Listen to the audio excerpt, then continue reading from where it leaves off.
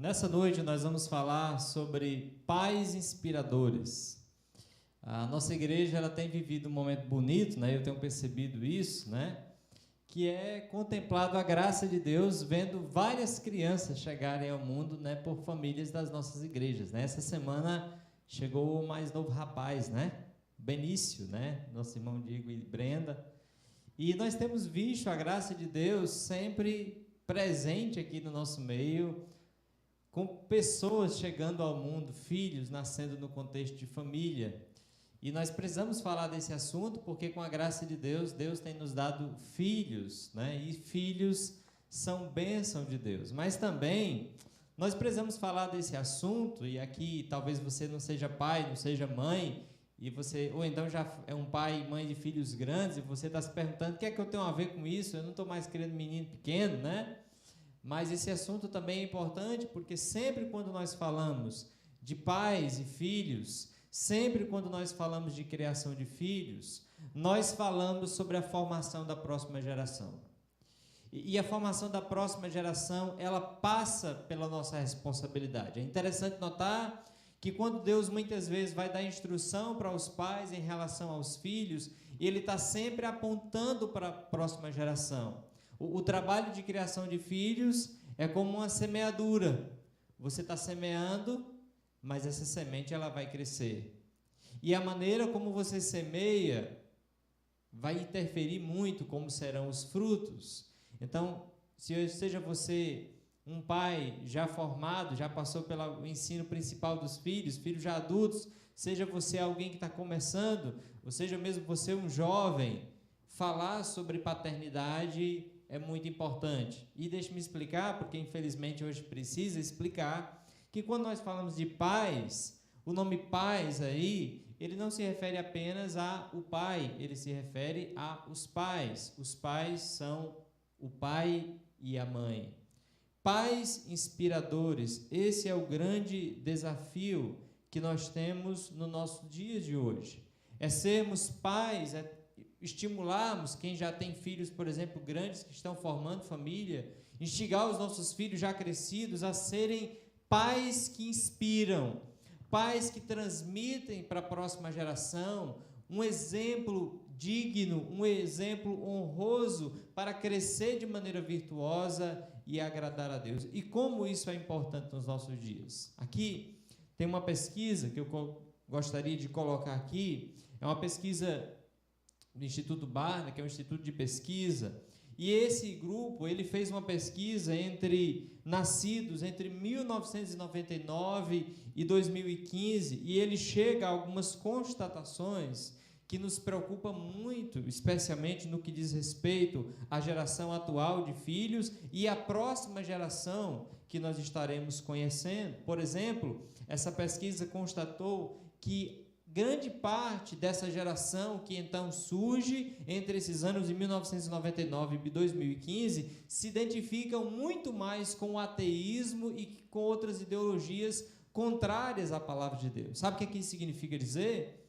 Que crianças nascidas até 2015, que foi o ano da pesquisa, mas hoje é muito mais ainda, elas têm muito mais chance de se identificarem com o ateísmo, ou seja, não acreditarem que existe um Deus, do que antes.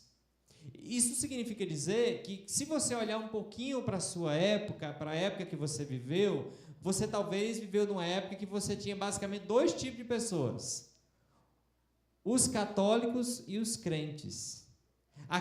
Mas uma coisa interessante, embora tinha os católicos e os crentes, os mais velhos devem estar muito lembrando aí do período, mas todos os dois, tanto os católicos como os crentes, acreditavam em quem? Em Deus. Tanto católicos como crentes acreditavam que Deus é trino, Pai, Filho e Espírito Santo. Tanto católicos como cristãos, crentes em Jesus, acreditam que Jesus é Deus. Tanto católicos como crentes acreditam que Jesus é o Salvador. As implicações disso, ele é suficiente, é outra questão, mas acreditam em Jesus como Salvador. Tanto católicos como crentes acreditam que o mundo não veio do nada, não foi fruto de um processo de evolução sem Deus. Não, católicos e crentes acreditam que o mundo foi criado por Deus. Isso estava no entendimento e no conhecimento de toda a família até algumas décadas atrás. Pois bem, o que essa pesquisa ela chega a apontar é que agora as crianças que vão crescendo nessa geração, elas estão muito mais propensas a duvidar da existência de Deus, a negar a existência de Deus na sua vida. E isso é muito terrível. Outra coisa interessante é que essa pesquisa ela constata que adolescentes eles estão muito mais abertos e vários já aceitaram e tomaram para si o relativismo. O que é o relativismo? Relativismo é o entendimento de que não existe uma verdade absoluta, um padrão para tudo na vida. A sua verdade pode não ser a minha verdade. Você pode pensar uma coisa sobre a existência de Deus e eu posso pensar outra. Você pode pensar que Deus existe, é a sua verdade, e eu posso pensar que Deus não existe, é a minha verdade. Qual dos dois está certo? Um relativista vai dizer: nenhum dos dois, todos os dois estão certos, não tem nenhum errado, nenhum dos dois está errado, todos os dois estão certos. Você tem a sua verdade e eu tenho a minha verdade. Isso chama relativismo. É viver a vida diante de si e para si. É viver a vida baseado naquilo que importa para você. Porque você define os seus valores, você define como a vida deve ser vivida. Ninguém está acima de você para dizer como a sua vida deve ser vivida.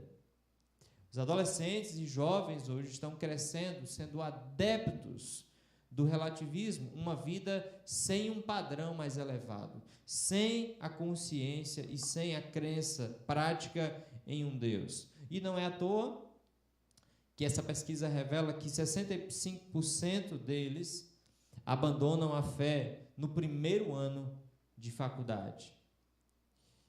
A faculdade tem sido o cemitério de muitos jovens, mas nota, não porque a faculdade é algo em si, o único fator, não, é porque esses jovens que chegam na faculdade já chegam sem uma fé firme, vindo de casa.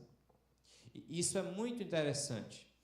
Eu li um livro recentemente em que o autor fez uma pesquisa no contexto dos Estados Unidos e ele constata que 2/3 dos jovens das igrejas americanas, quando chegam o período da juventude, que chegam para ir para a faculdade, ou mudam de cidade por causa da faculdade, ou mudam de cidade por causa de trabalho, 2/3 deles abandonam a igreja. Então imagine uma igreja de 30 jovens, 20 deles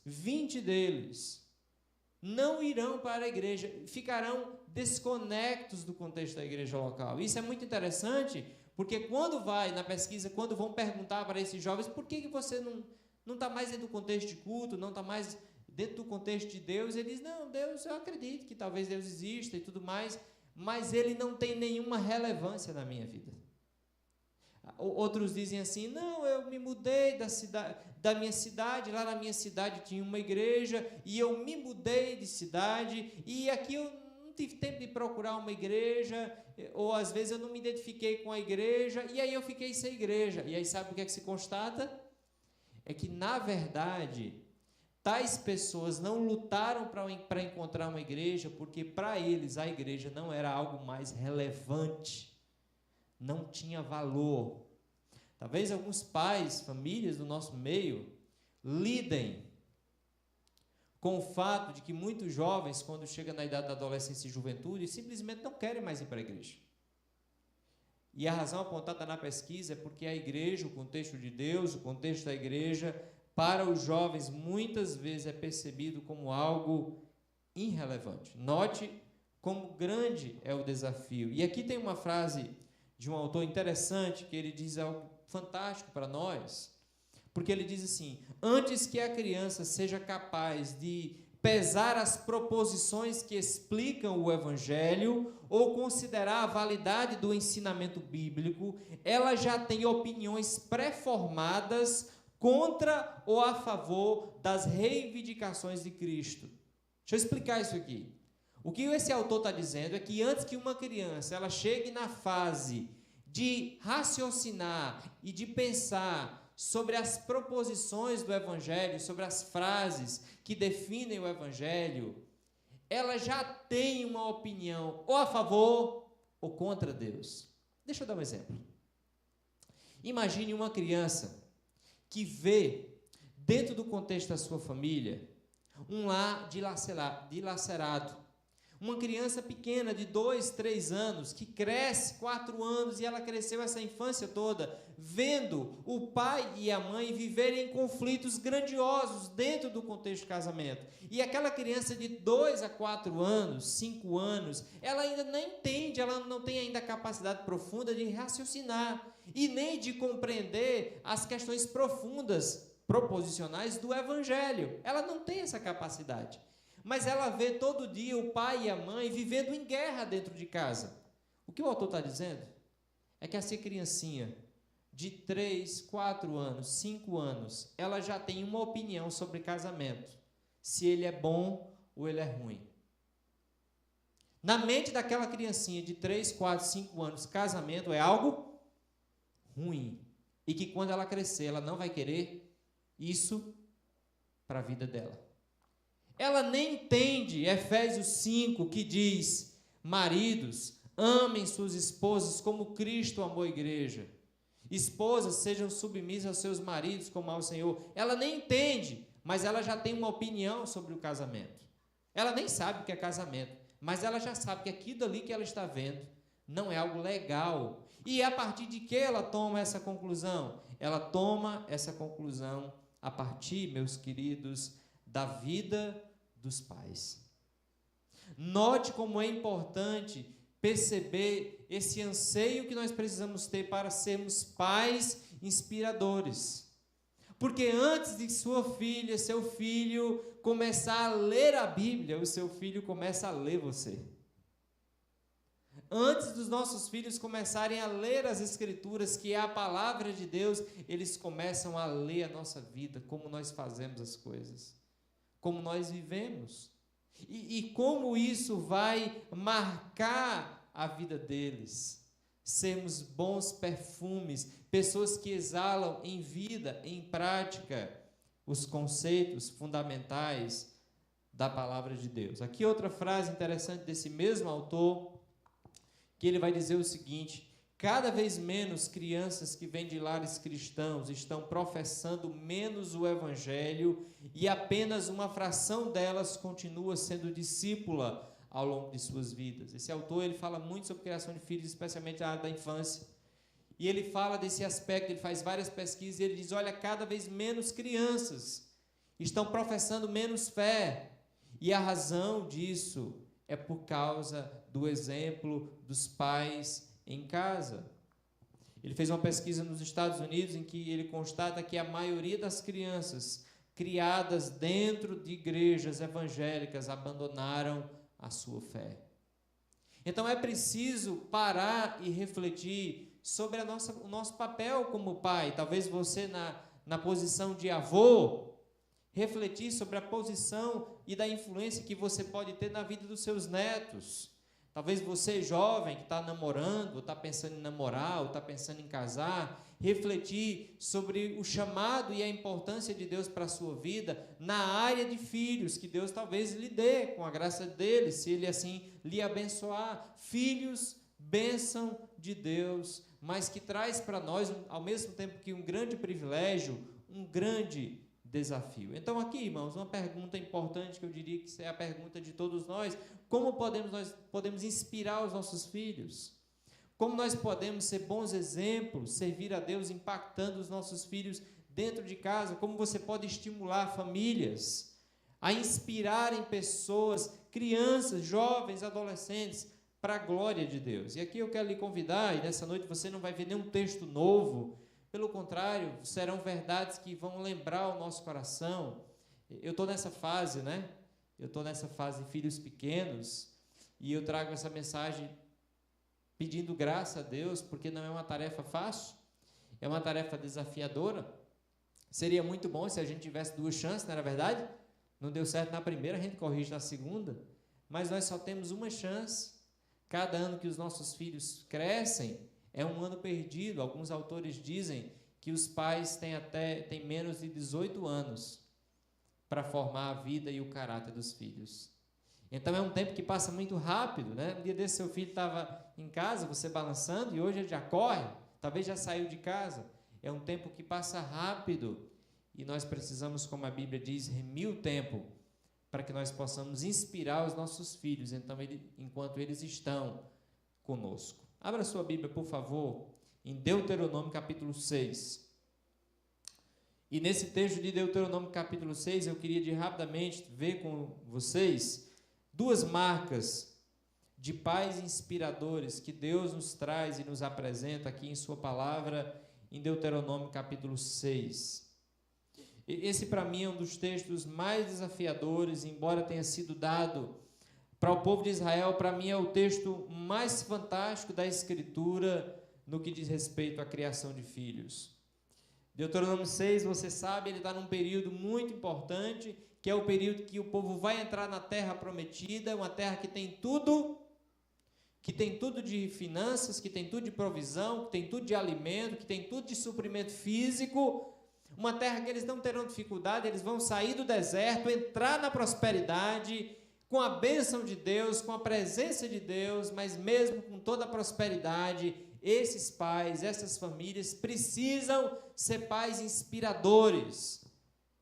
E aí Deus vai dizer para essa geração: olha, vocês vão entrar na terra que tem tudo, só que se vocês não cuidar dos filhos, vai tudo de água abaixo. Muito interessante isso, né? A gente pode ter tudo, se a gente não cuidar da próxima geração, tudo se perde. E foi isso que aconteceu com esse povo. Deus falou, eles não ouviram, eles entraram com tudo, mas perderam tudo, porque quando nós perdemos o lar, meus irmãos, nós perdemos tudo. Aqui em Deuteronômio capítulo 6, está todo o povo de Israel reunido, e Deus vai se dirigir especialmente aos homens, mas também a todas as famílias, e Ele, nesse texto, Ele nos encoraja, nos dando 2 marcas, ou 2 requisitos que precisamos ter para sermos pais que inspiram filhos. Leia comigo, por favor, o que Deus diz às famílias. Deuteronômio capítulo 6, versículo 1 em diante, diz assim: estes são os mandamentos, os decretos e os estatutos que o Senhor, seu Deus, me encarregou de lhes ensinar.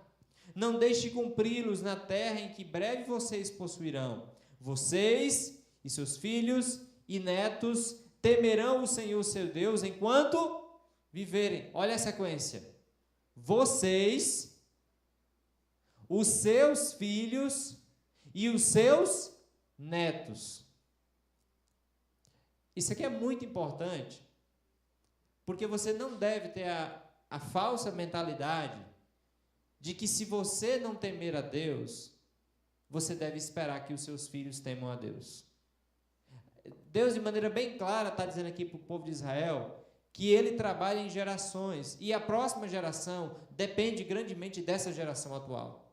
Para que os filhos temam ao Senhor, é muito importante que os pais temam e amem o Senhor. Então Deus está dizendo: olha, entrem, e vocês vão amar o Senhor, para que os filhos de vocês amem o Senhor, e os netos de vocês amem o Senhor. O que ouvimos e aprendemos, não encobriremos.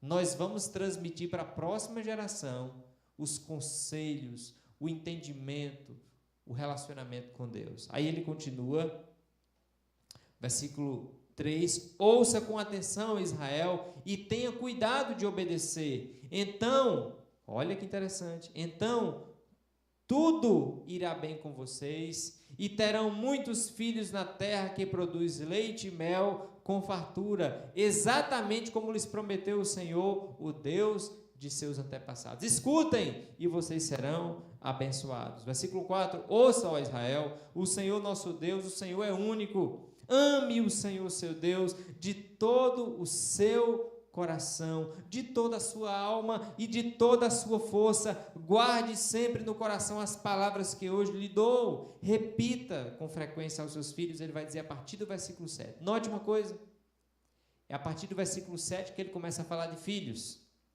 Mas até o versículo 6 ele não fala de filhos. E especialmente o versículo 5 e 6 ele vai dizer: pais, inspirem, cuidem da sua vida, amem o Senhor. Queridos, pais inspiradores amam o Senhor. Pais inspiradores têm um profundo amor pelo Senhor. É muito interessante porque Deus está pensando na próxima geração. Ele está pensando para que o povo vá bem na terra, para que passe muito tempo na terra e passe muito tempo bem na terra.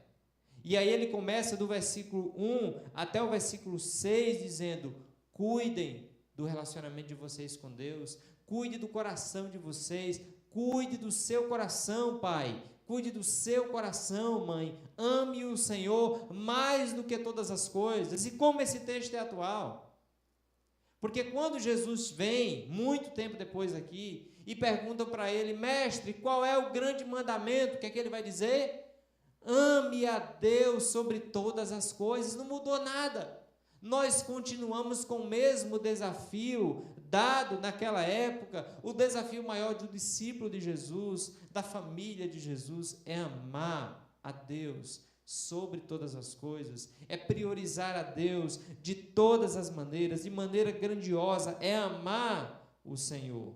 E é muito interessante porque a expectativa de Deus aqui é que o amor por Deus, a maneira como nós vamos amar e nos relacionarmos com o Senhor, isso vai de maneira gloriosa muito impactar a vida dos nossos filhos. Quando pais, meus queridos, eles amam o Senhor e eles se dedicam a eles, esse tipo de relacionamento, esse tipo de vida que ama a Deus, marca a vida daqueles que estão perto. Recentemente eu ouvi testemunho de um jovem que hoje é pastor. E esse jovem pastor fala que no contexto de lá cristão dele, muito interessante, a grande bênção e influência na vida dele não foi nem o pai nem a mãe, que deveria ser o ideal. Mas quem marcou a vida daquele jovem, que hoje é um pastor abençoado por Deus, foi a vida de sua avó, uma avó piedosa, uma avó que sempre estava de joelhos orando por a vida dele. E ele disse que ainda criança pegou várias vezes a avó dele orando em voz audível, dizendo: Senhor, abençoa o meu neto, faz dele um homem do Senhor. E ela orava por ele, e ela orava com ele. E ele contando que a avó dele então partiu recentemente, ele falando como a influência e o amor da minha avó pelo Senhor marcou a minha vida. Em outras palavras, como a piedade e o amor da minha avó por Deus me inspiraram. Irmãos, o amor inspira. O amor por Deus inspira. E aqui o que Deus está falando para a vida dos pais, especialmente conhecendo o que é paternidade e maternidade, é dizendo sobre a importância que os pais têm de amarem o Senhor com todas as suas forças, de dedicarem tempo para amar o Senhor, para obedecer o Senhor, para considerar o Senhor em todas as suas vidas, em toda a sua vida, em todos os aspectos da sua vida. Muito interessante, porque esse autor, ele vai dizer o seguinte, que a imaginação religiosa da criança é moldada ao ser exposta à piedade de seus pais. E é seu exemplo que dá a primeira noção de como é amar a Deus e se Deus deve ser amado ou não. Olha o que ele está querendo dizer. O que ele está dizendo é que os nossos filhos, quando eles são pequenos, eles são muito literais e eles usam muito a imaginação. Então eles se pegam imaginando sobre uma caverna e nessas imaginações que eles percorrem o mundo na imaginação, eles usam esse contexto da imaginação usando justamente o contexto que eles vivem. Em outras palavras, o que esse autor está dizendo é que a piedade dos pais, a maneira como os pais vivem, vai gerar na mentalidade da criança um conceito e uma realidade se ela deve amar a Deus ou não, se nós amamos a Deus ou não, se nós cremos em Deus ou não. A gente tem estudado lá em casa e estudando com as crianças, uma coisa interessante, que desde o início a gente conversa para elas percebem a nossa crença e a gente faz questão de contrariar algumas coisas que são erradas erroneamente, dentro do contexto de estudo. Uma delas é que Deus é o Criador. E desde o início a gente tem ensinado para as crianças Gênesis 1:1, no princípio criou Deus, os céus e a terra. E é interessante porque isso gera na mentalidade da criança essa crença: olha, Deus existe. Porque meu pai acredita que Deus existe. Porque minha mãe acredita que Deus existe. Eles ainda não foram para a teologia, eles ainda não raciocinaram, mas ele vê por meio da vida dos pais que Deus existe. Interessante que eles Caleb lendo essa semana algo sobre a criação dos dinossauros, e ele lendo alguns materiais sobre dinossauros, que ele gosta bastante, e chega lá numa parte que vai falar sobre o fim dos dinossauros, e tem lá uma teoria, né, sobre a extinção dos dinossauros, que não leva em consideração, é claro, a existência de Deus, nem muito menos a criação. E aí Caleb diz assim: isso aqui eles falam porque eles não acreditam em Deus. E essa possibilidade de ver isso acontecer se dá como resultado de alguém que vê na vida dos pais. Estou citando esse exemplo, mas não porque a gente seja padrão em tudo, você entende isso. Mas é na vida dos pais que as crianças vão perceber se Deus existe, se Ele deve ser amado e como é que Ele deve ser amado. Se Deus merece ser servido com sacrifício, ou se a gente só serve a Deus quando está tudo fácil. O que ele está querendo dizer, esse autor, é que os pais serão o modelo de doutrina inicial para a criança. Depois eles vão para a Bíblia. Depois eles vão ver com os próprios olhos e checar eles mesmos a base doutrinária. Mas primeiro eles vão absorver a vivência. Já conviveu com alguma criança que você se assustou com o comportamento? E quando você vai olhar para aquele comportamento, que você vai lá por trás, né, dos bastidores, você percebe um contexto altamente terrível? Deus, durante o ministério pastoral, tem me dado a oportunidade e o privilégio de ter contato com vários jovens, desde o seminário até hoje. Todo ministério que eu passo tem muitos jovens, né? E tem sido uma bênção caminhar com jovens.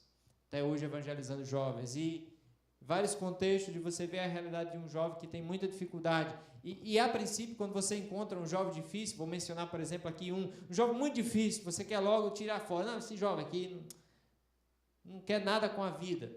Mas quando você vai, por exemplo, olhar o contexto, recentemente me deparei com um jovem, esse jovem muito difícil, com dificuldade, e a gente tende muitas vezes a cortar esse tipo de pessoa, mas quando você vai, e quando eu estou falando de jovem, é criança mesmo, e quando você vai olhar o contexto e a realidade, é um jovem que não tem um pai, ele não tem uma mãe,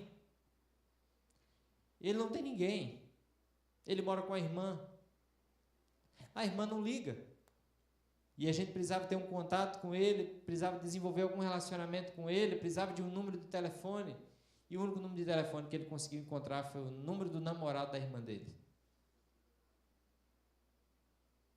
O que você espera de um jovem assim? Uma criança que está, um jovem, mas uma criança que está crescendo sem uma influência positiva dos pais. E como esperar algo diferente? Como esperar que fosse diferente? Na verdade, esse jovem e muitas crianças, como várias delas que a gente encontra nos trabalhos que realizamos, são fruto da falta de piedade de pais. E os problemas que têm são fruto do tipo de paternidade que tem. Recentemente, a gente estava fazendo um trabalho evangelístico e usamos algumas bolas e usamos alguns materiais, e no final da brincadeira, algumas crianças levaram alguns materiais, roubaram mesmo. E eu, num ápice de loucura, saí atrás, né? Para tentar reaver, né? Da ordem de prisão, meliante, né? E reaver os pertences, né? E aí saí correndo, porque a gente só tinha aquela bola também, e aí a gente saiu, eu saí, né? Andando, queria ver também quem era, poder conversar e tudo mais, orientar. A gente faz, depois pensa. Aí fomos, e passei na frente da casa do menino, de um dos meninos, foram vários, né? De um dos meninos. Mas quando eu passei em frente à casa dos meninos, eu chorei e disse: está explicado. Não tem como ser diferente. Não tem. E aqui é um grande problema hoje. Porque as crianças elas são hoje fruto de uma sociedade má.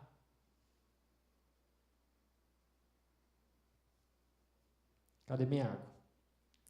Alguém traga água aí. Aí vim 10, só um, viu? Mas as crianças sofrem porque elas são fruto de uma sociedade má que abandonou o lar. E não tem como ser diferente. Então, ao mesmo tempo que elas são responsáveis, elas são vítimas de uma sociedade que hoje exerce uma influência terrível na vida dos filhos. Irmãos, eu tenho sempre dito isso, aqui eu acho que eu já repeti algumas vezes, que você está sempre influenciando os filhos. Eu e você estamos sempre influenciando pessoas. Você não tem a opção de não influenciar. A questão é se você influencia bem ou mal. Não, eu não influencio porque eu não estou presente. Você está influenciando. A sua ausência exerce uma influência na vida de crianças, na vida de pessoas. Então, todos nós estamos influenciando pessoas, ou negativamente, ou positivamente. E quando nós encontramos jovens, crianças, adolescentes, o que nós encontramos são pessoas que estão sendo influenciadas. Essa semana, lidando com várias pessoas, uma delas um jovem, eu estou dizendo jovem, mas é uma criança, viu? Já usuária. Inclusive, cheguei até a conclusão que eu adotaria sem nenhum problema essa criança, quase adolescente, usuária de droga. Porque o que falta são referências. E referências agraciadoras transformam vidas. Muitas igrejas têm o costume feio de dizer que a culpa é da rua, que a culpa é do mundo. Falta influência positiva. Falta pais e pessoas que inspiram pessoas. A gente fica falando que as pessoas não cuidam, que não tem quem cuide, que os delinquentes estão crescendo, mas cadê a boa influência? Cadê o bom exercício? Sem influência positiva, meus irmãos, as crianças crescerão sem o temor de Deus. Olha o que ele diz aqui. O modo como os pais vivem fornece à criança um contínuo exemplo de como é uma relação com Deus, de como é amar Deus e como isso deve ser escolhido em detrimento do secularismo, materialismo ou ateísmo prático. A maneira como eu vivo está dizendo para o meu filho se ele tem que ser um crente fiel a Deus ou um ateu. Não, pastor, nós cremos em Deus e os nossos filhos creem em Deus. Muito legal, como é que você vive? Pastor, eu trabalho a semana toda, não tenho tempo para nada, eu não tenho tempo para estar na igreja, eu não tenho tempo para ter comunhão, pequeno grupo, eu não tenho tempo, pastor. Servir a Deus, eu também, olha, eu sirvo por onde eu ando. Você está ensinando para o seu filho que na vida o que vale é aqui e agora, é o secular. As coisas eternas, elas não têm importância. Você está criando um ateu, em outras palavras. O ateísmo, ele não é criado ensinando na faculdade. Jovens entendam que jovens não estão abraçando o ateísmo na faculdade porque eles chegaram lá e se encantaram com o ateísmo. Rapaz, o ateísmo faz tanto sentido, agora eu sou ateu. Não, meus irmãos. Eles estão se encantando com o ateísmo porque eles nunca se encantaram com Deus. Porque eles nunca amaram a Deus, eles nunca vibraram com as questões do Evangelho. Agora, a grande questão é se os pais são as mesmas pessoas que eles, que nunca vibraram com o Evangelho, que nunca vibraram com a igreja, que nunca vibraram com as questões do reino, que está vivendo como a maioria. Acorda, trabalha, acorda e ponto. Algo que sempre diferenciou o povo de Deus é os olhos na eternidade. E os nossos filhos sabem onde estão os nossos olhos. Se os nossos olhos estão na eternidade ou se os nossos olhos estão nas questões terrenas, que têm o seu lugar, mas nunca o lugar de mais importante. Nunca a prioridade da vida. Então, meus irmãos, meus amigos, nós precisamos preparar a próxima geração com inspiração. Interessante porque nós talvez crescemos num contexto que era só dizer, faça isso, faça aquilo, faça aquilo outro. Não é verdade? Mas isso não funciona. Hoje nós precisamos inspirar os nossos filhos. Na verdade, sempre precisamos. inspirar os nossos filhos, ser exemplo para eles de amor a Deus, de piedade com Deus. Algo muito interessante para dizer sobre isso é que as crianças sabem o que nós amamos. Pastor, elas sabem? Sim, elas sabem. E como é que elas sabem o que nós amamos?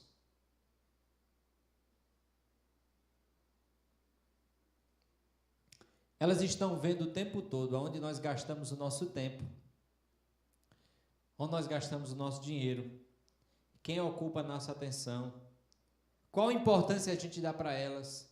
As crianças estão vendo o tempo todo isso.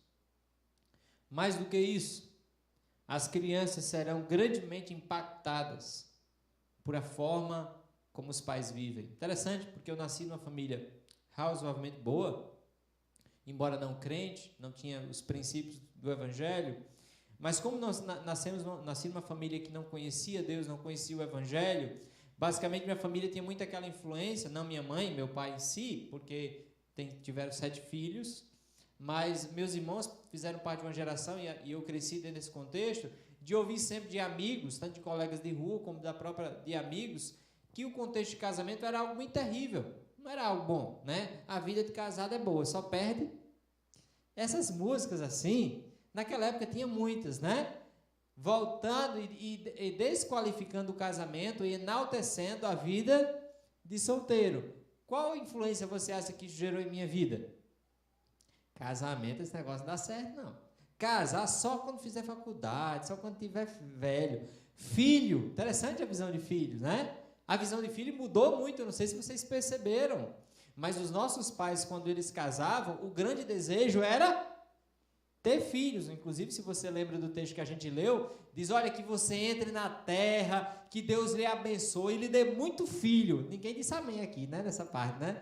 Ninguém disse amém. Mas naquela época o pessoal dizia, amém, Deus, glória a Deus, aleluia, manda, Senhor, mais obreiro, né? Hoje não, hoje, Senhor, misericórdia, Senhor, tem misericórdia, Senhor. E aí, essa visão mudou, visão de filhos. E aí, quando eu casei, eu dizia, eu quero ter só um filho. Eu olho para mim e eu vejo isso muito comum hoje em dia, e eu lembro o meu pensamento, que também não é diferente do contexto do mundo de hoje, a gente quer ter um filho para dizer que muitas vezes que tem filho. Mas a gente muitas vezes não pensa em filhos como instrumento de Deus para a missão de Deus. É por isso que a gente não quer ter filhos. Porque a gente está querendo fugir do trabalho. E aí, durante o período já no seminário, Deus foi trabalhando na minha vida e mostrando o meu pecado, a minha falta de visão bíblica, especialmente no que Deus dizia sobre filhos. Como é que Deus diz que filho é bênção e eu estou dizendo que eu não quero ter? E eu estou dizendo que, como é que isso aqui, né? E Deus mudou muito. Eu lembro de um dia, depois de uma aula de seminário, voltar para casa chorando muito, arrependido, por ter vivido todo esse tempo em pecado. A gente queria ter filhos, um filho, né? Mas aí eu mudei, eu digo, agora eu quero ter filho. Só que não deu para ter muito, deu mais tempo, né? A mulher também teve vários problemas de saúde, mas eu queria citar isso como um exemplo de realidade que vivemos, de uma época em que os conceitos, eles mudaram.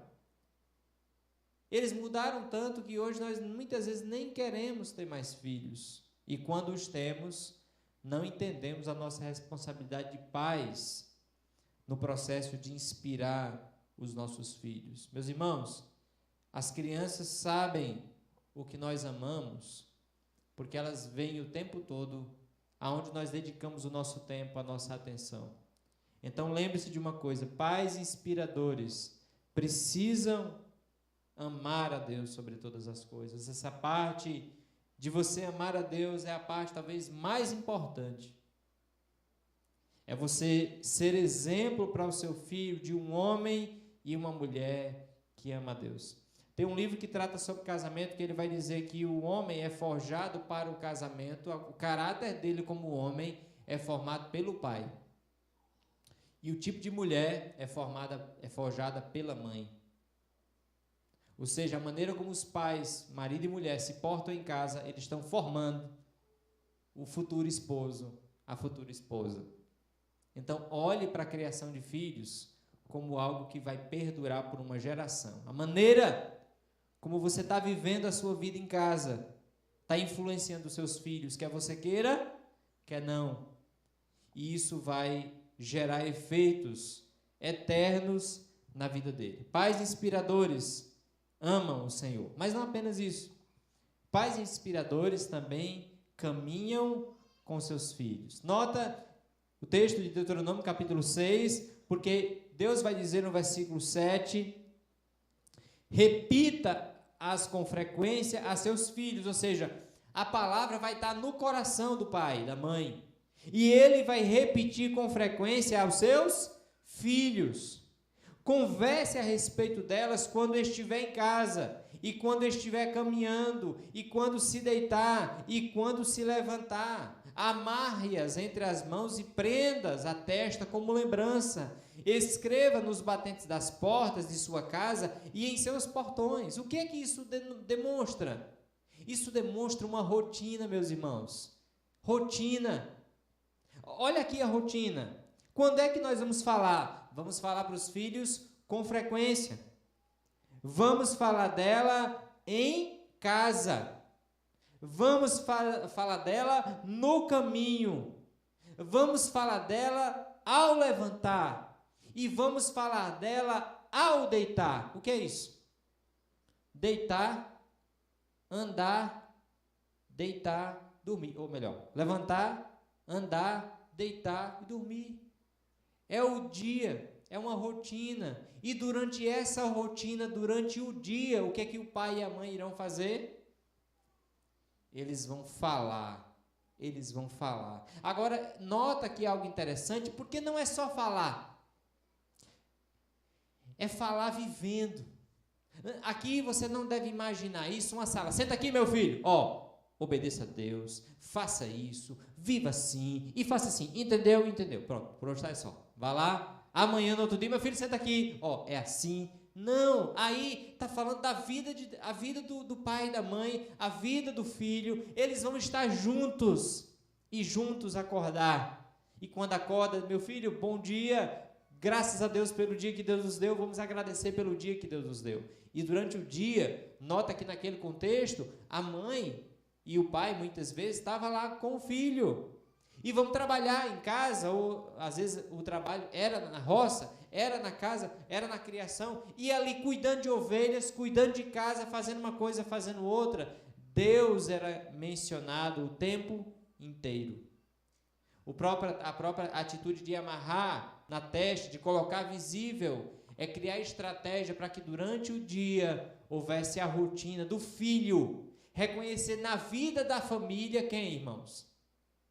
Deus. Pergunta importante para nós é: como é que os nossos filhos vê Deus na nossa rotina? Como é que eles vê Deus em tudo?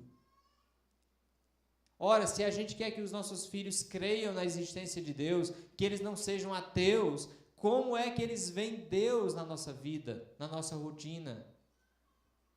É preciso reconhecer aqui que os pais precisam inevitavelmente caminhar com seus filhos. Olha esse texto aqui, que é o texto muito conhecido, né, de Provérbios, que diz assim, ó: até a criança se dá a conhecer pelas suas ações, se o que faz é puro e reto. Crianças erram?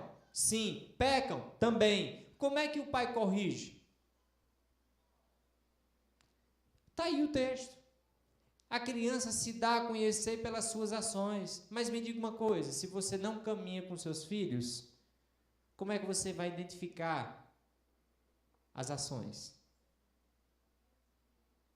Se você não vive com os seus filhos, se você não tem tempo de qualidade com eles, como é que você vai conseguir ver as ações para pastorear o coração? Não tem como.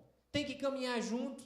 Não é só 5 minutos de conversa, é a vida, tem que ter tempo junto, tem que ter vida na vida dos filhos. Olha esse texto, muito conhecido, né? Provérbios 22:6, ensina a criança no caminho que deve andar e ainda quando for velho não se desviará dele. Aí nós, porque vivemos num contexto, especialmente de período muito enfático escolar, a gente pensa que o ensinar a criança é o quê? É trazer ele para a EBEC para ensinar a verdade. É ir em casa tirar um momento para ensinar da Bíblia, certo? Tudo bem, mas entenda uma coisa. no caminho. Você não ensina uma criança a andar no caminho falando do caminho. Você ensina a criança a andar no caminho, andando com ela no caminho. Falar do caminho não é a mesma coisa que ensinar ela a andar no caminho. Já ensinou seu filho, já ensinou alguém a andar de bicicleta? Imagine aí um pai que está se preparando para ensinar a filha ou filho a andar de bicicleta. Meu filho, nós vamos aprender a andar de bicicleta. Vamos lá? Sente aqui, por favor. Olha aqui para a TV. Meu filho, ó, a bicicleta tem 2 rodas. E isso aqui é o pedal. E você faz assim, ó, assim, assim. Faça aí com a mão. Pronto, meu filho. Entendeu?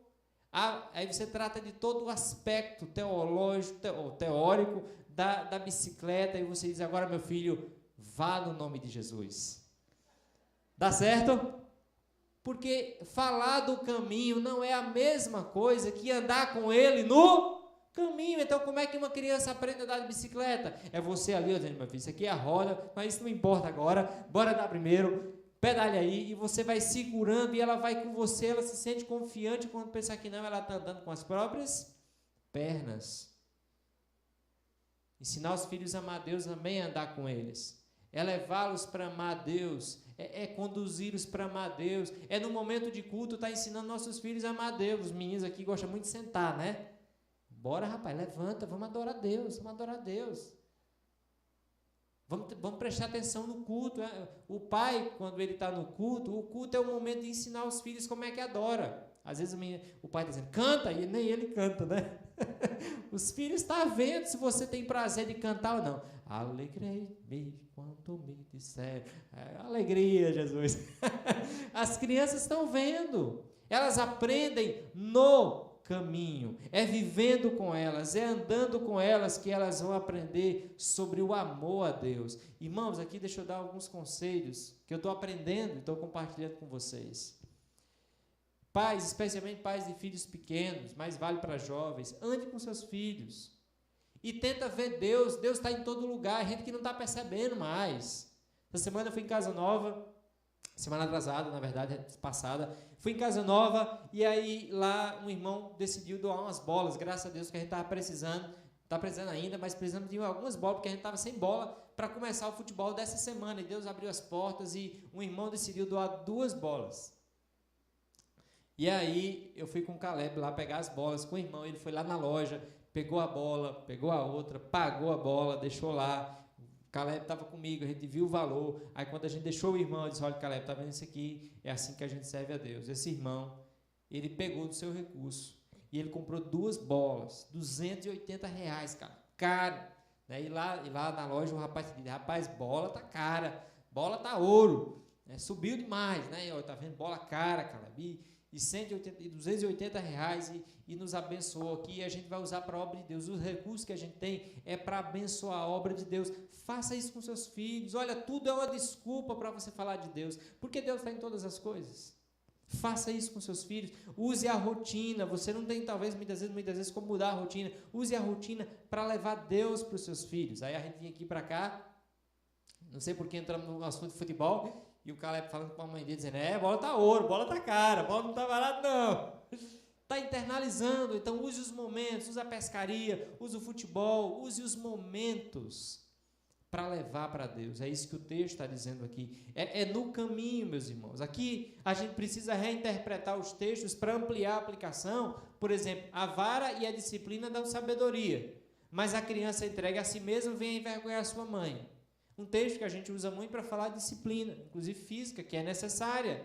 Mas o que é uma criança entregue a si mesma?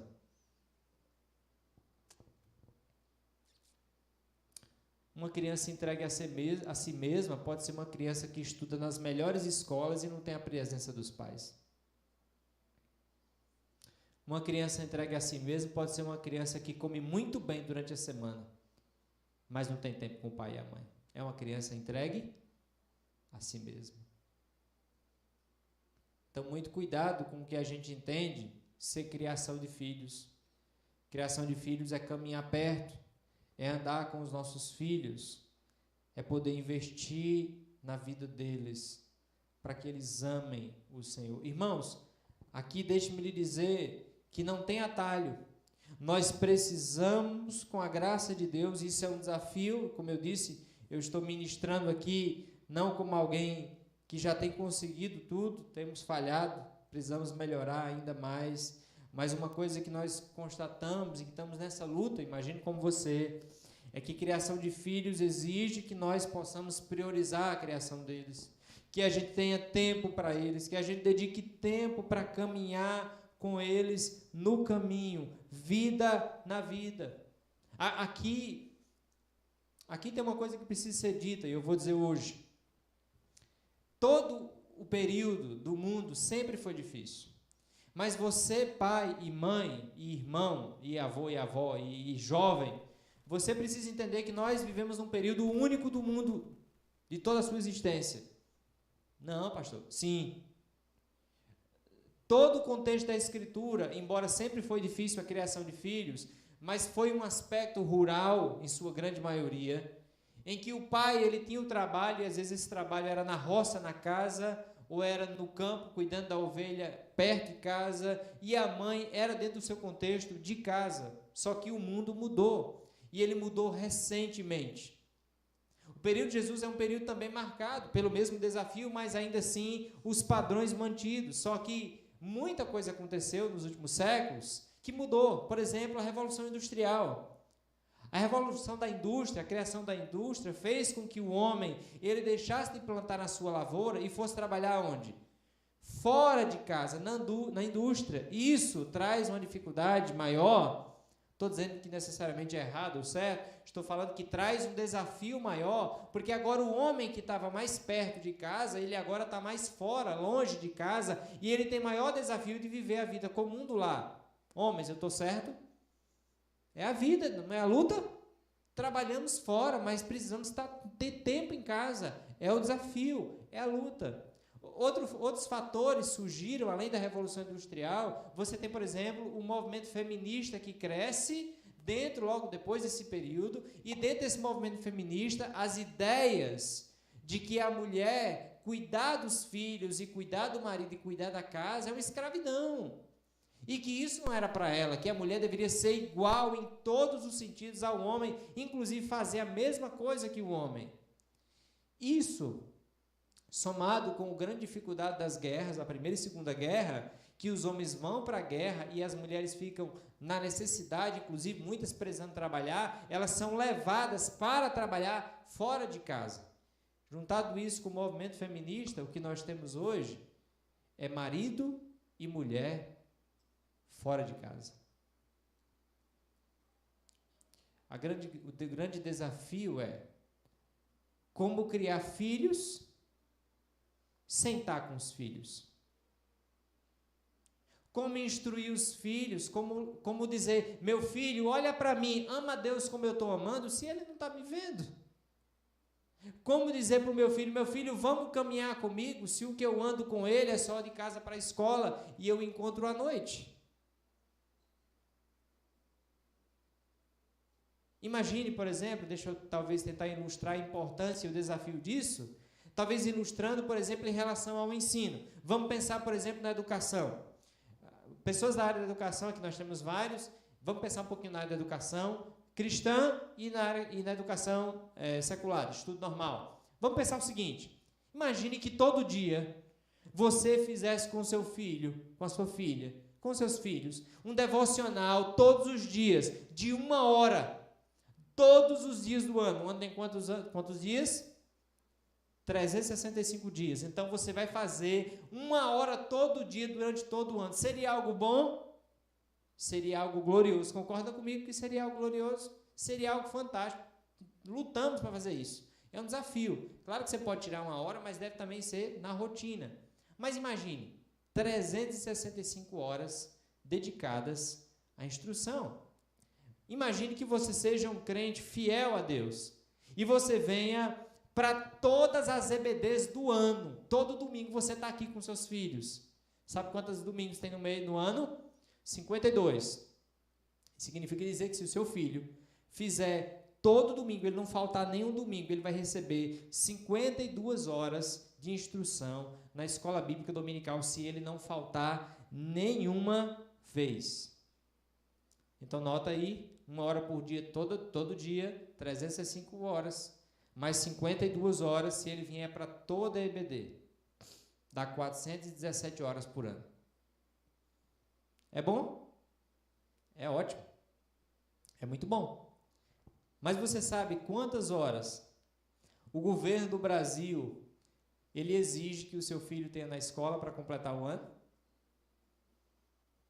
Quantas horas letivas o seu filho é exigido na escola que ele estude para ele completar o ano?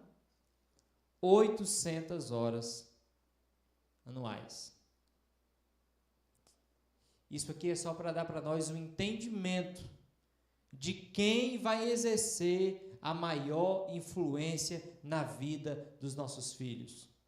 Se você dedicar 1 hora todos os dias para passar com seu filho estudando sobre Deus e refletindo sobre Deus, se você vier para todas as EBDs sem faltar nenhuma o ano inteiro, você vai conseguir 417 horas investidas na vida do seu filho. Na escola, ele vai passar 800 horas. A pergunta é simples: quem vai exercer a maior influência na vida dos filhos? É a casa ou é fora de casa? Você entende porque não faz sentido reclamar de jovens delinquentes, menores infratores? Você entende que é ilógico o raciocínio? Não estou dizendo que eles não têm responsabilidade, mas olhar para uma geração que está crescendo, crianças que não têm mais respeito, crianças que falam palavrão, jovens e adolescentes que não têm respeito aos pais, que matam os pais, jovem delinquente que enche aí o menor infrator, problemas e problemas. Você está entendendo que não faz sentido colocar o grande peso sobre isso, porque o grande problema está onde? Em casa. Faltou pai e mãe. E quando falta um pai e uma mãe, o resto tudo se acaba. É o que Deus disse para o povo de Israel em Deuteronômio 6. Cuide disso. Você vai entrar numa terra boa, mas se não cuidar disso, nem terra boa e nem nada. Meus queridos, nós estamos vivendo, vou dizer de novo, num período novo. Nós ainda não sabemos o resultado disso, porque nós não sabemos mesmo. É agora que nós estamos chegando no ápice de viver uma sociedade totalmente sem um contexto familiar. Ainda vivemos um pouco.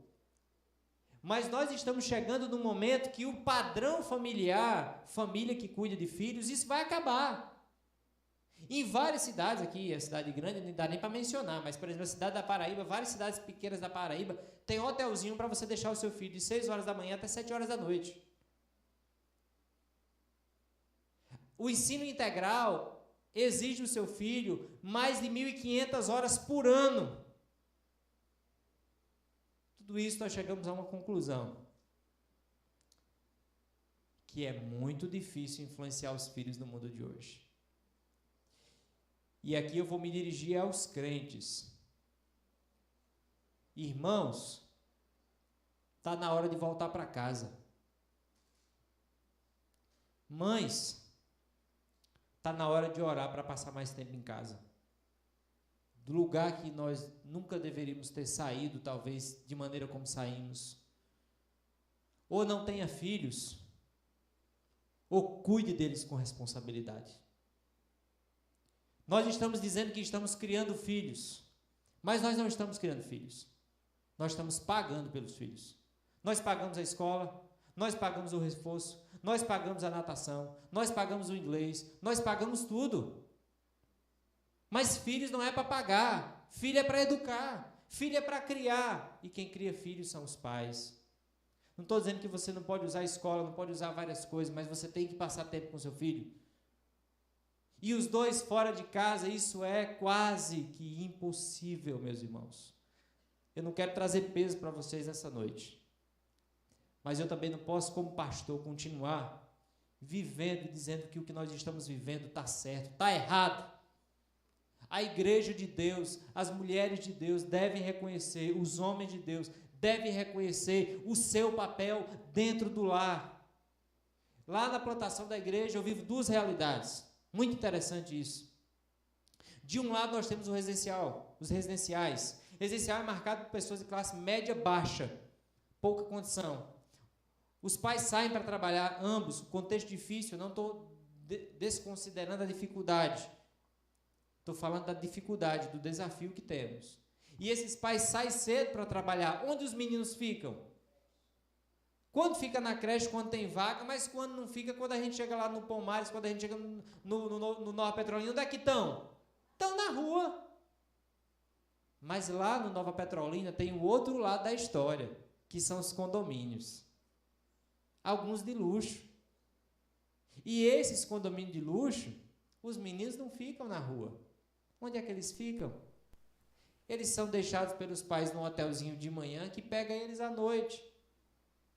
Eles são deixados com uma cuidadora em casa. Eles são colocados na escola e de tarde pegam o Uber para ir para o reforço. Eu lhes pergunto, qual desses dois contextos, um rico e um pobre, qual dos dois estão criando os filhos?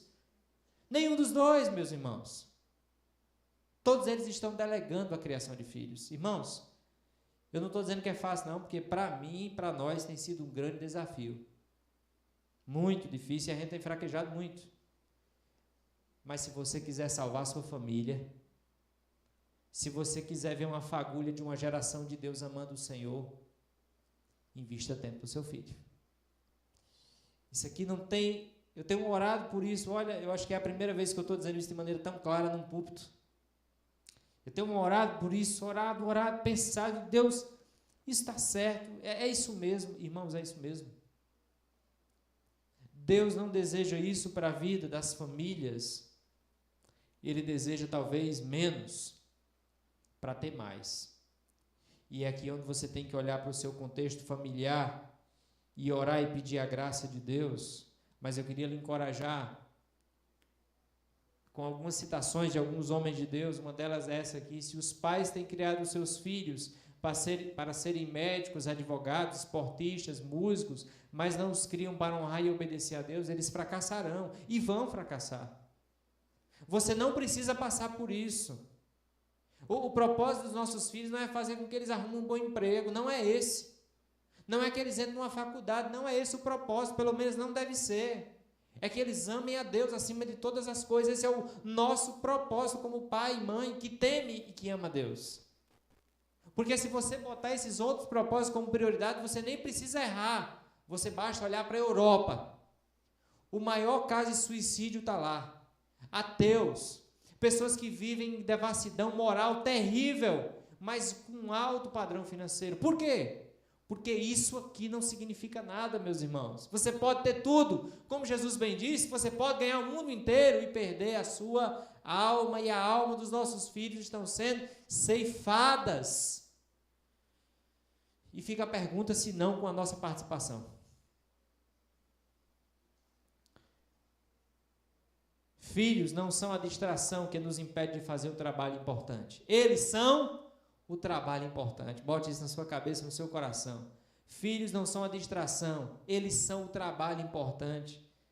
Nós não precisamos pegar essa loucura do mundo de competir quem é melhor, o homem, a mulher. Todos os dois fazem coisas diferentes e ambos são importantes para a glória de Deus e são usados por Deus.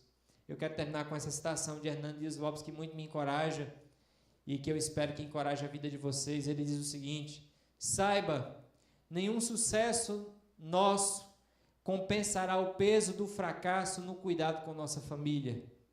Dê o seu melhor para a sua família. Ore mais, leia mais a Bíblia, dê seu tempo, coração, agenda e ame sua família, e você certamente colherá frutos abençoados dessa semeadura. Irmãos, amém? Que Deus nos ajude. A tarefa não é fácil, mas deixa eu dizer uma coisa para você: nunca foi.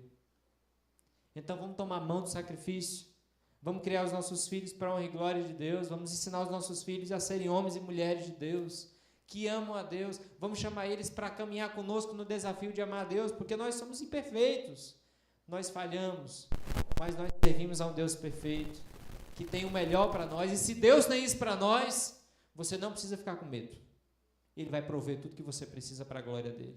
Vamos orar? Deus amado, Deus bendito, nós queremos render graça e glória ao Teu nome, porque a família é uma criação do Senhor.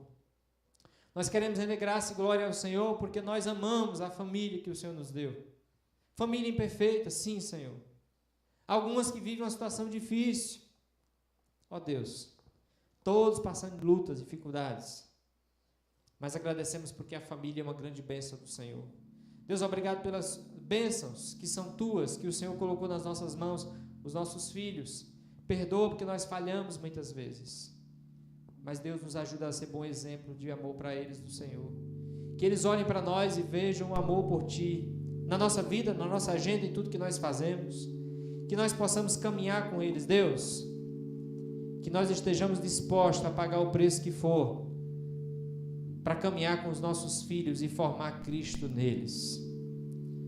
Nossa igreja, Senhor, tem enfatizado grandemente o desafio de fazer discípulos e pregar o Evangelho. Deus, nos ajude a começar com a nossa casa.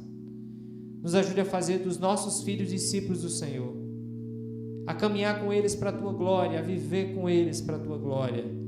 E que nós possamos ter o privilégio, Senhor, de crescer, de envelhecer e de ver homens e mulheres, filhos, que antes de serem médicos, advogados, seja o que for, são homens e mulheres do Senhor, com quem nós passaremos a eternidade juntos.